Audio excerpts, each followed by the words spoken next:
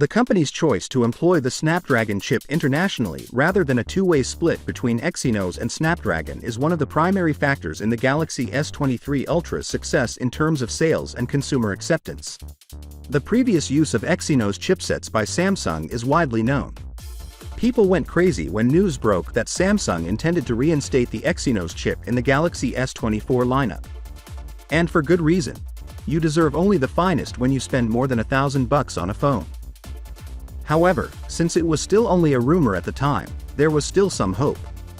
Depending on the heating problem they now have with the chipset, Samsung may or may not employ the Exynos chip, according to the Korean publication.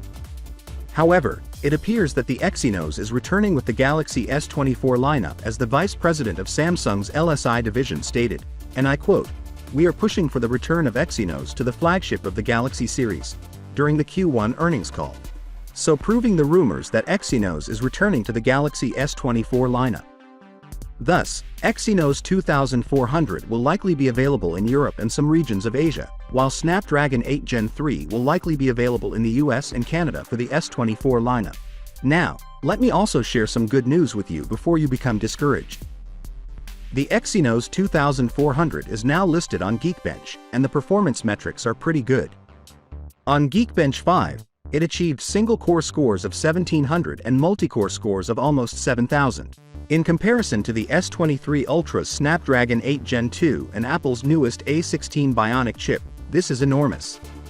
The engineering sample of the Snapdragon 8 Gen 3's scores are what we have, not the most recent results for the Galaxy S24 Ultra. The Exynos also does significantly better in the multi-core tests here, although it falls short in the single-core testing.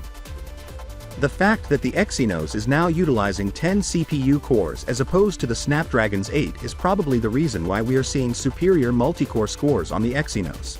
Samsung is now employing 4x the compute units of the Exynos 2200 for the GPU, thus theoretically it should perform 4 times better in terms of graphics performance than the Exynos 2200. The AMD GPU will once again be used since Samsung just extended their contract with AMD.